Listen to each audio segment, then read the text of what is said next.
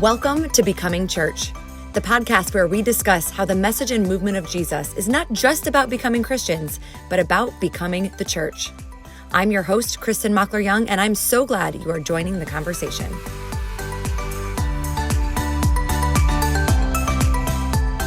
Welcome back to the Becoming Church podcast. Today, I'm here with Dr. Lucretia Berry, who is president of Brownicity. She is an anti-racism curriculum specialist. And we are talking to her to drop a bonus episode today to address last week's shooting in Buffalo and how we are or should be responding. So Lucretia, thank you for being here. Thank you for being with us. Well, thank you for inviting me and thank you for sharing my voice. I appreciate you. Yes. So first and foremost, before we get into questions, and this is actually kind of a special episode because we did a question box on Instagram and let some of our listeners contribute their questions. But first and foremost, I want to know, how are you feeling right now? Okay. So I actually feel it's going to sound, I don't know. Maybe I can't answer it that way. I'll answer it this way. Okay. Years ago when Spirit invited me to this work, and I will preface that by saying, like, I have research education background in this work, had been a part of like design, research, implementation, data collection. Like I did all of that and was privy to be a part of all of that strategy even before I was married with kids, and then brought all of that into, being a wife and mom in a multiracial, multi-ethnic family. So when Spirit, and I was happy, like, I'm just doing this in my house, yay, in my own family. But when Spirit said, okay, can you do this publicly? I remember thinking, why? Like, who needs this? You see? And so when things like this happen, I am grieved, but I know that Spirit is not surprised, because years ago, Spirit was saying, inviting us into this work, into an awareness and awakening of a womb that has existed for 400 years, that we have not taken the initiative to, participate in the healing. So there's this invitation to the healing that has, that I know I was, officially asked to participate in, years ago. And so, this happens. And I can't say I'm shocked. Yeah. And I'm saddened. I'm going to say at this point, and even before the Buffalo, there's the Buffalo, but then there was the one where the guy went into the Asian community in California and shot up. Yeah. Place. Yeah. And yes, we sit in this womb of like violence and ignorance and inhumanity, this disconnect from, the image of God, seeing people as the image of God. But at the same time, I'm like, God, you saw it coming. And so you all have already, you already put people, possibilities, opportunities in place for us to walk into the healing. So I feel both those things at the same time, like the grief and the promise, the hope. We're like, wow, God loves us so much that he's like way out ahead of us, pulling us forward. Like, okay, if I could just break y'all up, break you away from this toxic ideology that is not of God, right? Then we can be on our way. It's that whole, what is it? The perplexity of and a tension. It is a tension of, lots of tensions, but what I'm hearing you say is there's a grieving, but also I'm so glad that you stepped into your calling, that you stepped into this years and years and years ago, even though you weren't sure why. And so I can imagine that there's a bit of confirmation now too, of like, okay, exactly. I did what I was called to, Exactly. And it also sucks. So it's like, yes, like I did, and I'm doing what I'm supposed to be doing, but it stinks that this is being confirmed in this way. Yeah. And that it's still needed. Oh my gosh.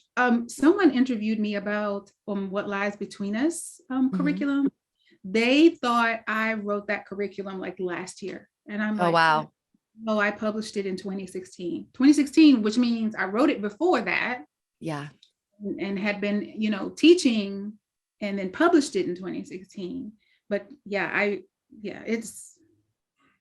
but you know what? It speaks to the truth of how we actually grow and develop as a society. And I know we wish we could have a talk, have a pet talk, or have a history class and then just be there like it's a sprint. But really, it is this unfolding of, identity. It's a cultural shift. It's a lots of conditioning, unlearning, relearning, it's a reckoning, and that takes time. But what I do wish is that people would not resist it, because it makes it that much harder. Yeah. It's like, we plant the seeds and the seeds are going to grow. Yeah. But it'd be great if you did not, stomp on them or try to dig them up out of the ground, Yeah. Yeah. Why do you think the resistance is there? I'm sure there's a lot of reasons, but.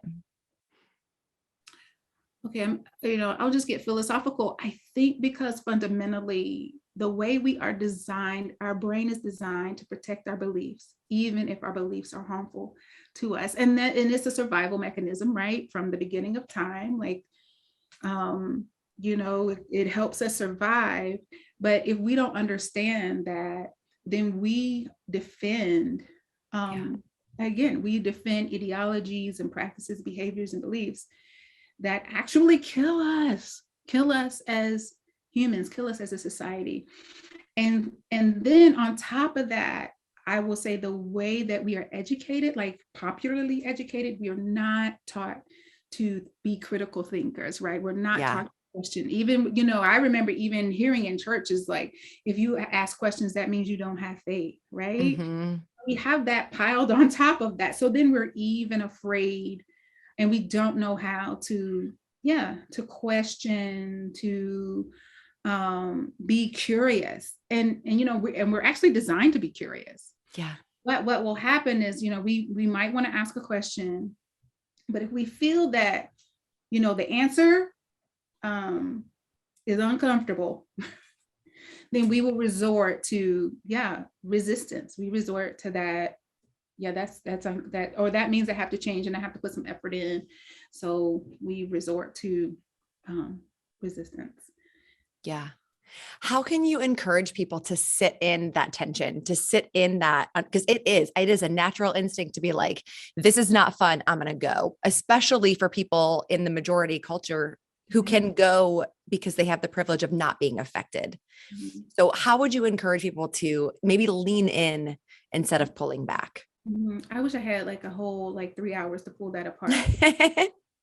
But I will say this, we know how to do that. We know how to embrace tension. We know how to embrace discomfort, and that's normal, because we know that's how we grow. When we think about those of us who, if you work out or go to the gym, or you're a runner, or even if, like you're a writer, like anything you do, like you had to take some classes, right. There's tension, that's growth.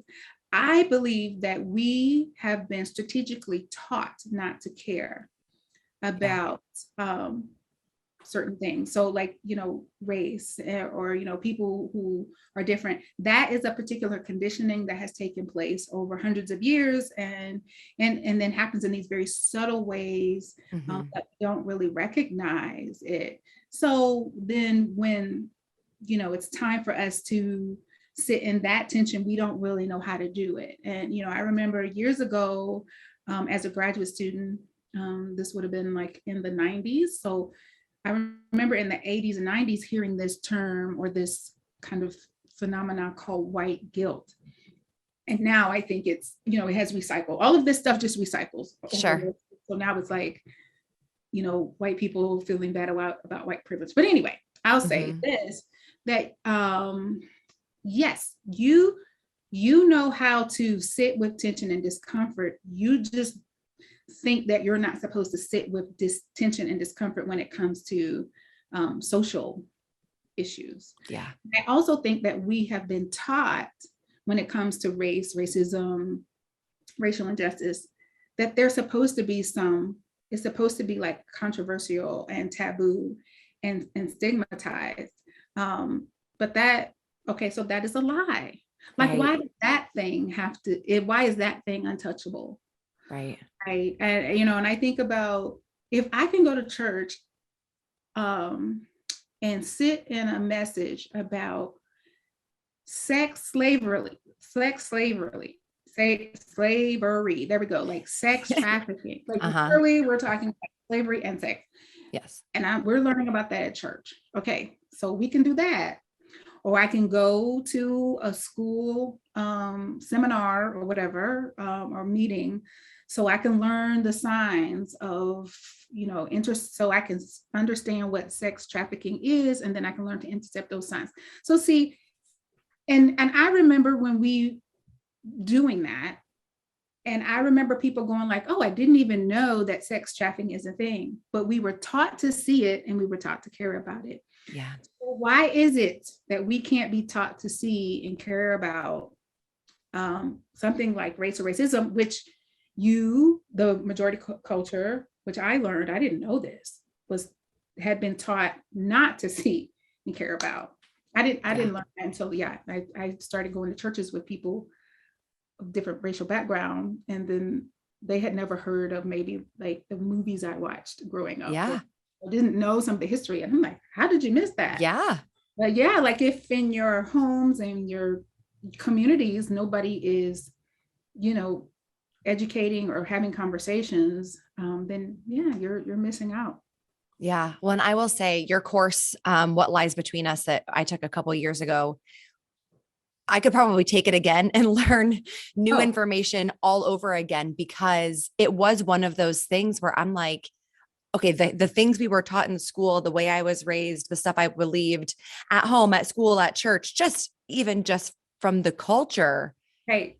is not, in some cases it was incomplete, but in other cases it was just inaccurate. And it is a lot of unlearning to relearn.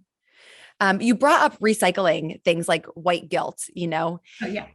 does it give you any kind of hope when stuff is recycled? Because I'm like, okay, well, maybe that's means at least there's like an awakening of a new group of people that are paying attention, or is it like just frustrating? No, it's not frustrating, because if when you study social movements and a sociologist will tell you like, oh, it's patterns. So that's why it's important, to learn. Like, you don't have to learn specific dates and occurrences, but if you learn like the patterns, I'm just going to say of racism, if you learn how it works as a mechanism, then you can easily predict and see. But the hope is, yes, that we are, although it's being recycled, hopefully we're like cycling up, we're evolving. Yeah. And we are in a time right now where people, and I wish I had the statistic, and I'm sorry, listeners, that I don't have the resource, but this is at an unprecedented time in the history of the United States, where the majority of the citizens actually believe that there is a such thing, that systemic racism is real, or that racism is real. Before, even during the civil rights movement, and I'm probably misquoting the numbers, it was more like, 25%, like 25% of the people believe that, okay, we have some problem here around this thing called race and racism. But now I think it's like 75%. Okay. Now, whether people are doing anything about it or not, it's totally different. But at least there is this awareness and this acknowledgement that this thing, this pattern, this entity, this ideology is real, and it isn't just the bad behavior of 4 people or whatever, or a group. Yeah. Right. Well, that's hopeful that people are at least recognized. That's the first step, right? Yeah. Yeah. Let me ask you, we had a couple different questions that basically They were mostly from white people. And a lot of them basically said, how, as a white person, can I use my voice? Can I speak up without centering myself or being performative, anything like that?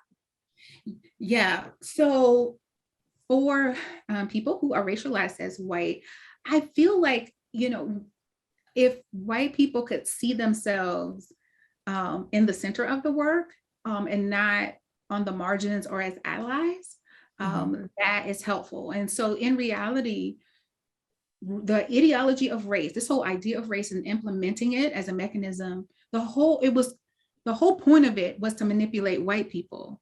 So it's invented by white people to manipulate the masses of white people. So, invented by the upper echelon or the, wealthy people to manipulate the white people who were, the working or poor white people. And if white people can then see themselves in the center of this, like, oh, this is really pointed at me. It's really to manipulate me so that I don't see people who are not white as human, right? Yeah. Or as valuable as me, or they are expendable, or they are extractable.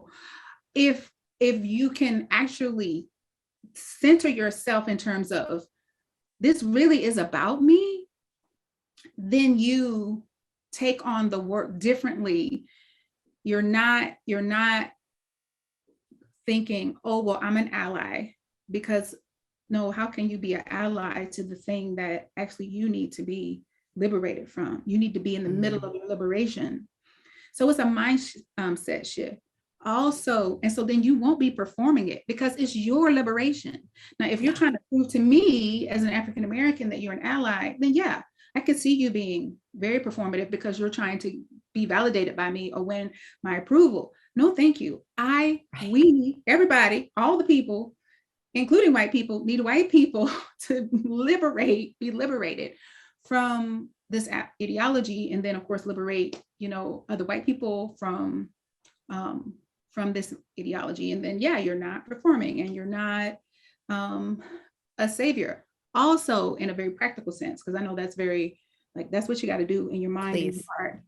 But in a very practical sense, if you could find, or if you have someone, a person of color who doesn't mind being your accountability partner, that helps as well. That is not their job. They are not obligated to be your accountability partner. So you, as a white person, have to do the work to, of course, I guess, identify or ask permission, and accountability means, you, Kristin, I'm just going to use you because you're right. Yes.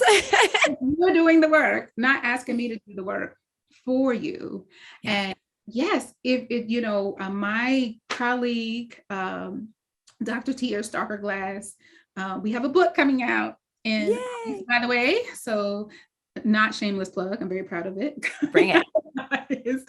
But he uses this whole dinner party and metaphor in terms of, when you're invited to the dinner party or to the potluck, you bring something. You don't just come and sit down and eat like Kristin. So you're not going to come and sit down and say, okay, Lucretia, you feed me. You're going to prepare something. You're going to prepare your meal. You're going to bring your meal. You're also going to, participate and give, right? So we can't create belonging spaces if, for example, Kristin, you just come and take. I'm just going to take, right? So yes, mindset shift, heart shift, and then either have an accountability partner or put yourself under the authority of, I want to say, educators of color. Yeah. And I say, because I want to make this clear, make sure that you're learning from people who are actually wanting to teach you. That's different than, I'm following so-and-so on social media because I love the way that they rant. Does that make sense? Yes. Yeah. Okay. Yeah. Everybody may want to teach you something, but where is their information coming from? Is it coming from opinion? Is it coming from lived experience? Is it coming from research? We need to question, Yes, because this anti-racism and racial healing deserve a substantial investment. Mm-hmm. And I feel like, we treat it like a pickup game of basketball, maybe not even that seriously. Like we just want to scroll on social media. Not, I don't, but people want to scroll on media and read comments or watch so-and-so rant or watch so-and-so cry. And people want to feel like, oh, I feel bad about that, or I feel sad about that, I feel angry about that. But that does not, shift the culture, right? That doesn't help us all be better. And so, that's why I believe that, our institutions of education have failed us, because those are the primary places. And when I say institutions of education, I'm talking about churches too. Yes. The pulpit, where you can so easily, you have a captive audience, you have trust, you have the building blocks of a great learning experience. And even churches have a gospel of justice. Come on now. And so it's such an easy space to teach people what to care for and who to care for. Right. And so sometimes people are struggling, going like, how does this relate to the gospel? And I'm like, oh my gosh, like it is the gospel, but probably in your church, you haven't been taught that is a part of the gospel. So a lot of this is absent from what gets, shared at church or what gets shared at schools. And so the things that are absent, people think are not important or worthy. Well, it's almost, to me, as a mom, like I teach my kids critical thinking. I teach them to be kind. I teach them these big principles. And it almost seems like we've taken race or racism and made it a subject as opposed to a principle. I'm not going to teach my kids to be kind in math class only. Right. Like, you are kind always. This is part of who you are. This is part of life. And I feel like that's maybe what you're saying, that we've taken this as like a subject. Like, here's your history versus, no, this is integrated into all areas of life. This matters. Yeah, I wasn't saying it that way, but I like how you said it. Because see, and the way that you see it is relevant to your context. I love that. So it's like, for people in majority culture, the race part is compartmentalized, right? Not for me. Right. Yeah, fair. No, valid. Oh my gosh. Right. Right. So I'm like that. Yeah, it's regular. It's real life. Not sometimes, when people say, this was a few years ago when I was first getting started, and I remember a pastor, said to me like, oh, like you should really do well because race is a hot topic. I wanted to punch him in the face. I bet. Because it's not a hot topic. Right. It's life or death. It's real life. It's, it's my whole life. And I'm not a person, I don't have a victim mentality or anything. I am just like, this is real. This is, the nation that we live in. I mean, again, race was created because the founders needed to somehow validate enslaving people when you said all men are created equal. So whoops, how do we reconcile that? Oh, we just write those people out of the human family. And throughout time, you allow people to be in the human families, kick them out of the human family. Just depends on what's happening, in the nation. But anyway, I just went off on a tangent and forgot where I was going. I'll bring you back around. See, I think we started to touch on like recognizing our biases and viewpoints. And I think that was the turning point for me when I very first started doing the work a few years ago, was going, okay, I have to be two parts here. Number one, I have to admit that I have biases and I have privilege and I have specific viewpoints that I then speak out of. So that I don't just label the extremes as racist and like, that's it. And so of course that's not me, because that's a whole problem that I think a lot of people fall into.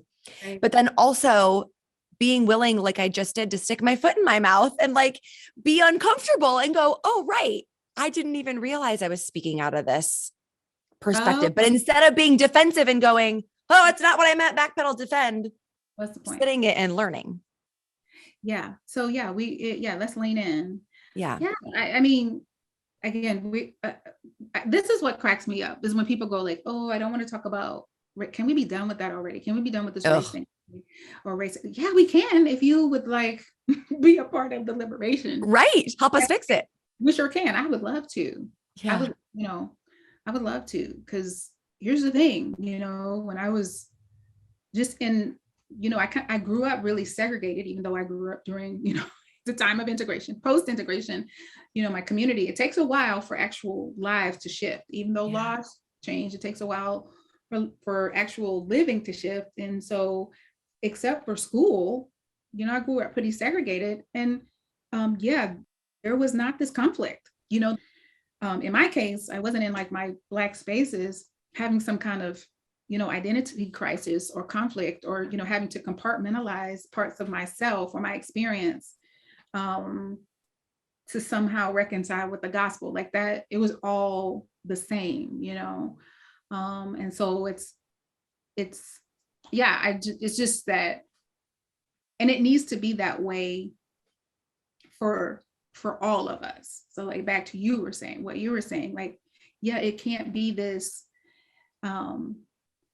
this thing that's separate and over to the side. Like, that's not how humanity works. And that's how, now that's what race ideology has taught us to do, to think that like, oh, we're like these different like people groups. And so we do have different culture, we do have different ethnicity, but we really are one human family. And so what's impacting some of us is really impacting all of us.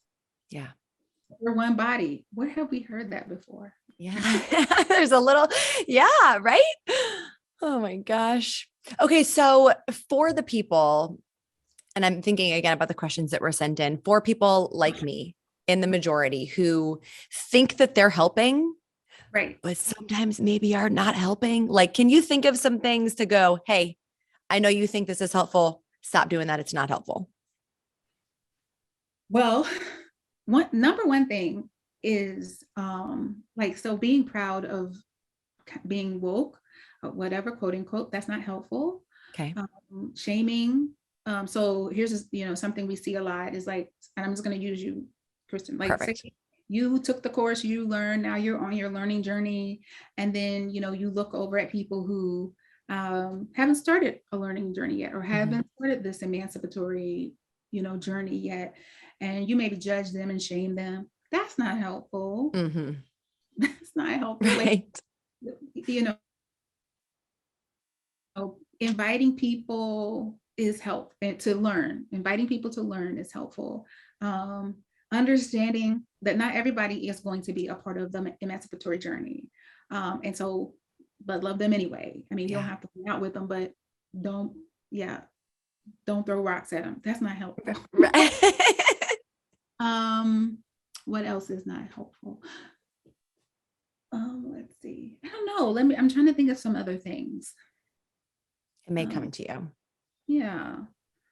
And I'm, and thinking that compartmentalizing what you said, like, well, this is on the periphery, so, I'll check in with it, once a month or something like that, or like, it has to be integrated.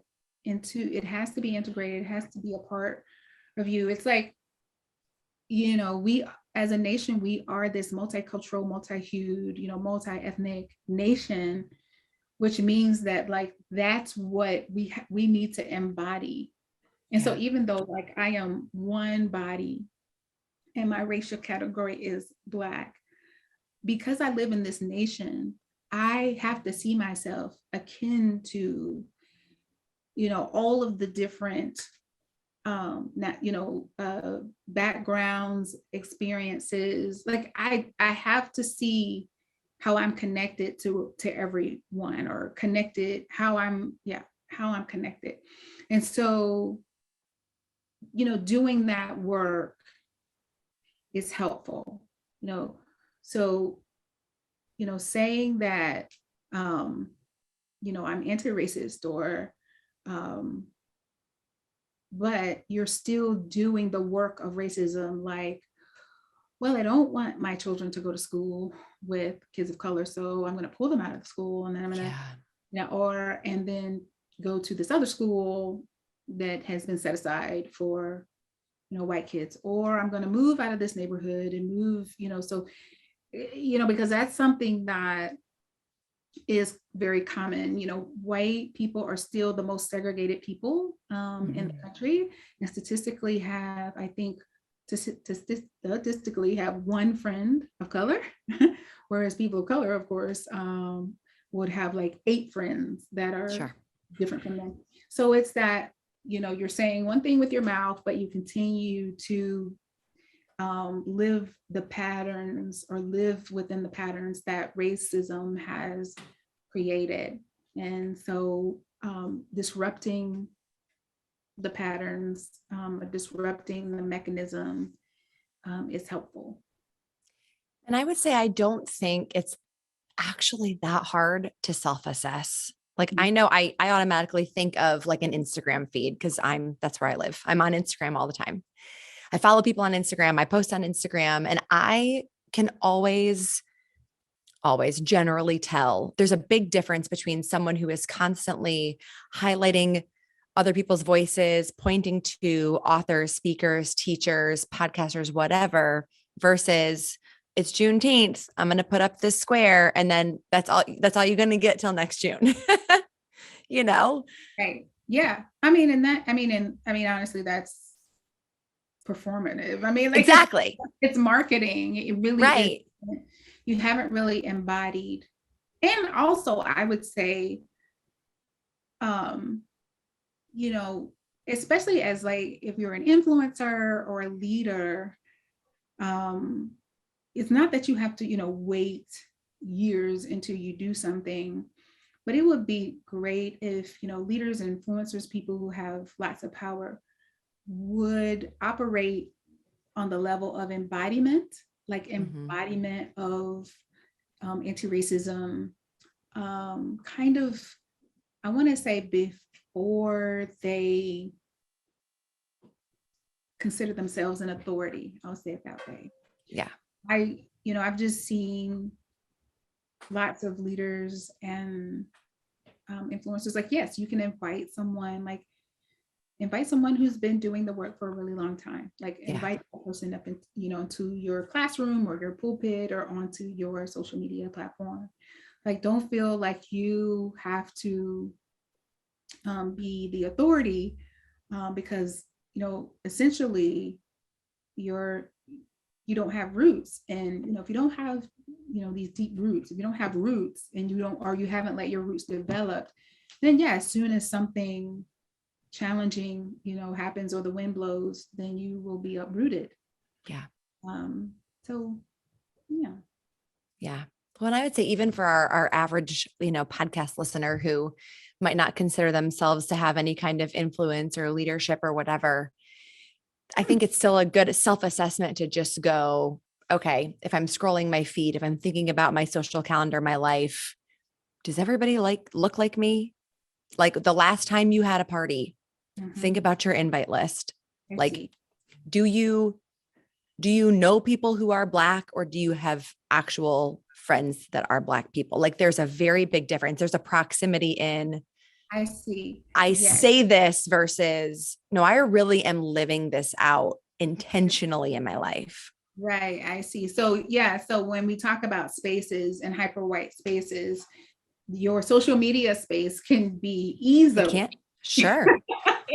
diversified, or easily one that reflects what our world looks like. And it is not do not allow your social media space to be an echo chamber, right? Or a confirmation bias chamber. Yeah. Or at least recognize what those biases are. Again, like, recognize and then and know that, everybody, again, that's how our brain is wired. Like, bias is a part of our survival. But you have to recognize and understand your biases so that you don't harm people. And and that we all have to do that. I always give the example of, like, when I taught English in college and the students were turning their papers, of course, I have biases. There are some students I loved and some students I did not like, but I didn't want to I didn't want to give an unfair grade, I'm being honest. And so Uh-huh. I had everyone make their papers look exactly the same, so I put these guardrails in place. So, Mm. as the authority person, I could judge, grade everyone fairly based on their writing or whatever, and not, based on whether I like them or not. So again, that's being intentional. It's being vulnerable and humble.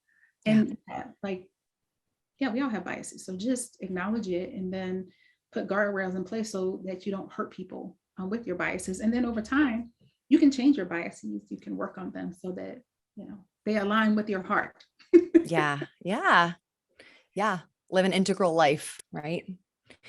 Here, so another question that we had, actually pretty common from social media, was what about our kids? So especially the majority kids. I remember the moment when I was having a conversation with someone and I said something about, but my kids are too young to know and they're not ready to learn yet. And the world is scary and I don't want them to live in fear. And she very kindly, in accountability, like you said, was like, so I hear you, but recognize that that's a privilege because you can do that because you're not affected.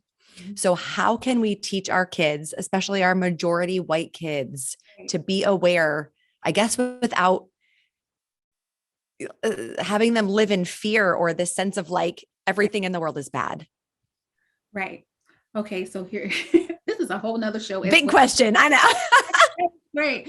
Okay. So yes, she is right in terms of like, that is a privilege because, I can't speak for all people of color or all Black people, but I will say that, yeah, I have been asking questions about race and having conversations about race since I can remember. Like, I remember being like 3 or 4, I remember having these questions. And that's the thing. Your children you can't protect them.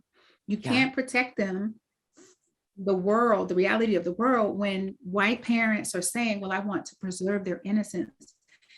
They're actually depriving them of understanding and depriving them of like you're missing out on your opportunities to help build children and people that are empathetic and compassionate and justice oriented.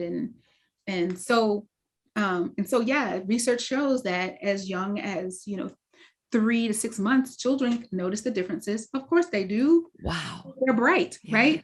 And right. In the same way that we teach them green and red and blue, you can talk about the differences in skin tone. This is what we did as a family because we are different.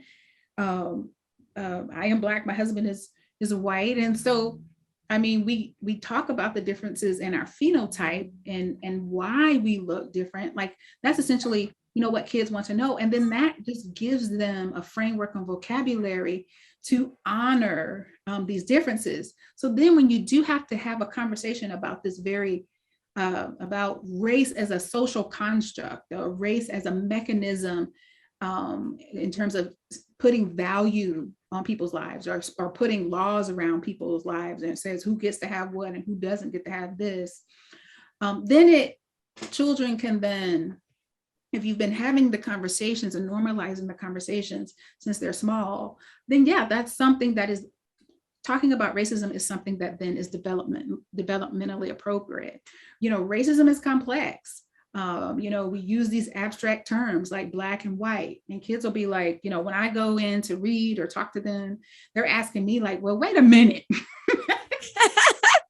If because I'm telling them, I'm talking about melanin and geography and all that kind of stuff. And it's like, well, wait, and they are such quick thinkers and quick learners. And they go, well, if this is the case, then why do we call ourselves Black or why do we call ourselves white?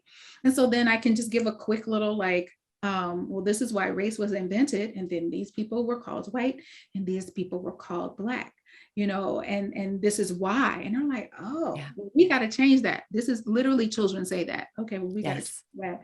Yes. So again, white parents who are not having conversations with your children, what you're doing is setting your children up to actually offend kids of color. And I have gotten so many calls, phone calls, when white kids say or do offensive things to children of color, when really their parents should have been having these conversations at home and not leaving it up to the kids of color to educate the white kids. Yeah. That's not fair. And right.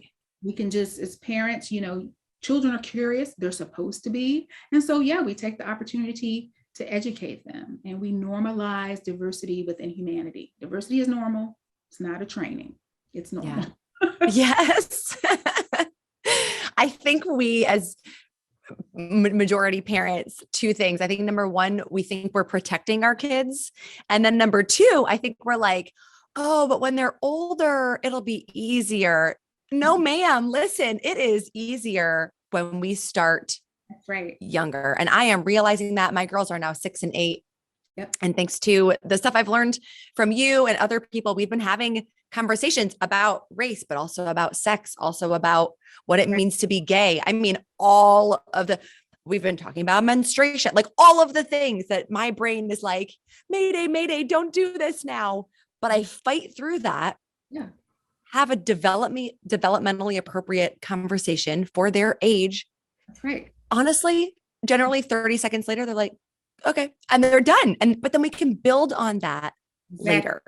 Yes. It's not, because it's not one conversation. Like, for example, when something goes bad and you see it on the news. No, it's a million small conversations that then, like at this point, when my children, when they hear about stuff like that, like they even have the historical context, they even understand. So like, at this point, I don't have to go back and say, well, let me tell you a little bit of history about this. And so that's probably why this person thinks that he's superior. And then why, I don't, like, they already know. Yes. And so I just keep going back to, okay, white parents, you're really harming your children. Right. Like, you don't want to just send them out into the world to figure things out for themselves, because then, they're going to say to this has been the case. Like, they're trying to figure it out. And then they're using their peers at school to try to figure out. Same with sex, right? If you don't teach them, they're going to learn from their friends. Right. And we're going to have to do some unlearning before we relearn then. And let's just. Yeah. And I teach, I get to teach a high school course, and I get to teach the smaller kids, or read with them. And let me tell you, the high school students, they get upset that they felt like they've been lied to, or one girl told me, she's like, my mom said that, taught me to love everybody. She said, so I grew up, yes, love everybody, but then through the course, at the end of the course, she said, but I told my mom, what does that mean? Like, I was like, oh, okay. She said, we can't just, raise whole parts of people and pretend that those parts, don't exist, or pretend that, certain people don't have certain experiences. And so she was so grateful for the class, because, and again, our children deserve to know. I just think it's so unfair when we deprive them of understanding, because and the more understanding we give them, the more hope they can shift this faster than we can. Right. And again, it's not a one-time, this is not a check the box conversation. Ever. If it was, then wait till they're 15, but it's not. It's an ongoing, you said earlier, a scaffolding or a spiraling. That's right. We have to start now. All those things, scaffolding, spiraling or evolving. It is, it's a bunch of conversations all the time. And what that does is it means that as adults, we have to understand race and racism as a mechanism. It's not just like, well, let's point it out when we have to grieve injustice or when something happens. No, because it isn't an event. Right. Again, it's a mechanism, it's an ideology, and we have to liberate ourselves from it, which requires a full-on investment. Yeah. An opening of our eyes to see it all the time, not just when it's quote unquote trendy or an event happens, like you said, and it's in the news. That's right. Yeah. All right, friend, I have one more question for you. Since the podcast is called Becoming Church, and there's a couple different ways you can answer this. you can either talk to people, the idea is that we are all to become the church in the world that we live in. So you can either address the listeners, or if you want to address the church as an institution, how, regardless of whatever level of anti-racism may be going around people, how can they become church right now? This is how you become church. I feel we have, when I say we, I'm saying those of us who ascribe to Jesus, right? As our guide, as our way.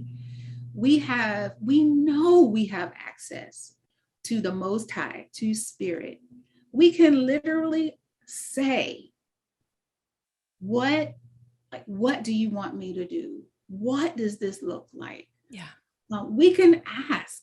And then I know that, God is faithful. God loves, all of his children. Then we will get, an assignment if we choose to align. And, what happens is, we ask, for God to lead us and guide us in these very abstract ways. But I'm saying specifically ask about racial healing and listen for what God says and don't resist it. I've seen people do that. I've seen people ask, and then God literally, here's a dream. Mm-hmm. Like a person told me, I had this dream where I was building a bridge or something. Oh, wow. Yeah. And I'm like, oh my gosh, yes. But then, because again, and we're human, we're finite, we get fearful. And I understand that this particular thing, we've been taught to carry far more fear than love. That's what we've been taught around race and racial healing or anti-racism. There's just so much fear. But if we would just really believe and know and understand that God's love cast out the fear. God's love is greater than the fear. We can do this. And so it's about asking and then believing and walking it out. Jesus showed us how to do it. We can do this. Yeah. And he gave us grace. So if you start walking and you don't do it perfectly, right. There's no such thing as perfect. What is that? It's okay. Right. Yeah. No such thing. Lucretia, thank you so much for being here. Where can people find you? You can find me, I live on Instagram too. So I'm at Lucretia Berry, or you can find me at Brownicity. Brownicity is the organization that I started to bring scholarly informed evidence-based education to the public. So we have Instagram too, or website, and we have tons of classes or educational offerings. We simply want to support people by inviting them onto a learning journey, or, not everybody needs to learn, but there are some people who need, a supportive and a supported learning journey. And that's what Brownicity is for. Awesome. And we will link up your books and your classes and resources in the show notes. Friends, thank you so much for listening. We hope this has been a helpful conversation. And also, we ask that you would please share this with other people who maybe are confused, that don't know what to do or say or how to be when tragedies like this happen. So you can text them a link to the episode or share on your social media, tag Lucretia, tag us. And we just thank you for being here.